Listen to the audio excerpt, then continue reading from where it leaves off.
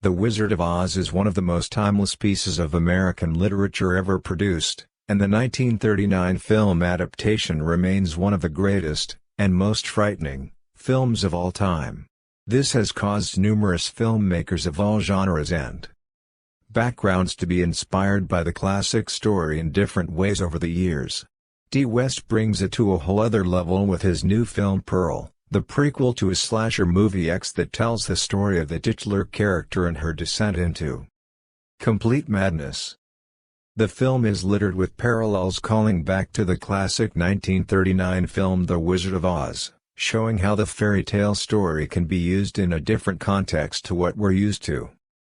Right off the bat, the aesthetic and filmic style choices call back to the era of Technicolor filmmaking. Technicolor is a process of filming color movies that dates back to 1916 and uses a three-strip system in which a modified camera would capture footage through different color filters, typically red, green, and blue, and be processed separately so that each strip would print various colors onto a finished print of the film. The result was a vivid display of color not commonly seen in this era of filmmaking, though one film in particular became famous for its use of the process, The Wizard of Oz. Pearl pays tribute to this by using a vivid color palette of bright reds, greens and blues. Visual.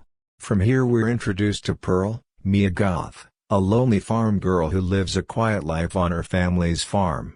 She helps take care of her invalid father and is chastised constantly by her overbearing mother, Ruth.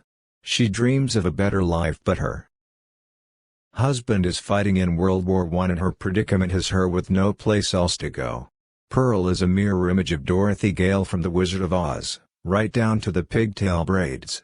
In that film Dorothy lives on a farm with Auntie Em and Uncle Henry and dreams of some place over the rainbow to escape the mundane life that she leads. Pearl then rides into town on her bicycle to fetch her father medicine. When she gets to town we're presented with a whole different world than the one. This runs parallel to the iconic scene in The Wizard of Oz where Dorothy is whisked away to the land of Oz. From the muted, drab palette of her sepia-tone world to a Technicolor fantasy only possible in dreams. As Pearl heads home she by happenstance is led into a cornfield that is home to a scarecrow that oversees the field. Curious, Pearl begins seductively talking to and dancing with the scarecrow, ultimately leading to a scene where she plays out a sexual encounter with it and imagines the face of the projectionist before having a violent outburst informing it that she's married. Ashamed of what she's done she heads back home with the scarecrow's hat in tow. The scarecrow's design is obviously very much inspired by the design that was used on actor Ray Bolger in The Wizard of Oz. A noted dancer while he was alive, the filmmakers gave his character a dance number when he was introduced and Pearl repays the favor by having them share an intimate dance. Something to note is that the 1939 film's script has an ending scene where the scarecrow's human counterpart Hunk leaves for agriculture college and Dorothy promises to write to him, implying a romantic connection.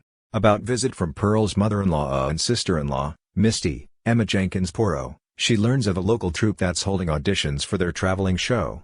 Seeing this as her opportunity to escape her provincial life, she confronts her mother about auditioning for the dance troupe. Her mother has a violent outburst in response and talks about how she sacrificed everything to take care of Pearl's father, including her dreams and goals. The argument reaches a boiling point when Pearl fights with her mother over the fireplace and Mom's dress ignites, setting her ablaze. Acting fast, Pearl proceeds to throw water on her screaming mother, enveloping her in a cloud of smoke, and throws her down into the cellar to die. This is the scene where we see Ruth evolve from the Auntie Em stand into a twisted metaphor for the Wicked Witch of the West, complete with a recreation of the climatic scene where Dorothy throws water on her and kills her in the process. Pearl runs away into the arms of the projectionist at the theater where they share an intimate love scene, despite her being married, and he also promises to take her to Europe. The next day he offers her a ride to her house so that she can prepare for her big audition.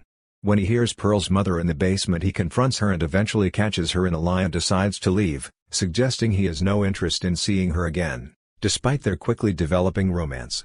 Feeling scorned, Pearl snaps and proceeds to stab him in the heart, submerging his body and car in a nearby swamp.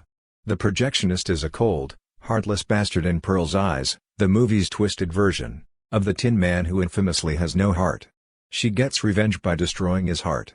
It's important to acknowledge that he's the only character who shares any sort of intimacy with Pearl, an act usually only reserved for those in love. In the final act, Pearl dons one of Ruth's dresses, a long red dress as a twisted subversion of Dorothy's iconic short blue dress that she wore when she visited Oz, and heads to her audition. After not getting the part in the troupe, Pearl and Misty head back to the farm where Pearl breaks down and confesses everything she's done while also revealing her resentment for her husband for abandoning her and heading off to war. The dance troupe was to Pearl what the hot air balloon was to Dorothy, total wish fulfillment and an escape to the life that she deserves. Frightened of her confession, Misty attempts to leave as Pearl confronts her about making the dance troupe and not telling her. Misty in this scene could be viewed as being evocative of the Wizard of Oz's Cowardly Lion and her fearfulness of Pearl, and her hair also feels to be a nod to the curled locks that the Cowardly Lion sported in the original film. After brutally murdering Misty with an axe, Pearl vows to fix everything and assembles the corpses of her parents at the dinner table to show that in her mind, things can return to normal despite everything that happened. Howard arrives home from war to find the rotting corpses in the dining room and Pearl donning her farm girl look from the beginning. Knowing what we know from X, she never leaves the farm, doomed to spend the rest of her days in a mundane existence and not living the life she felt that she deserved. At the end of the day Pearl realizes there's no place like home,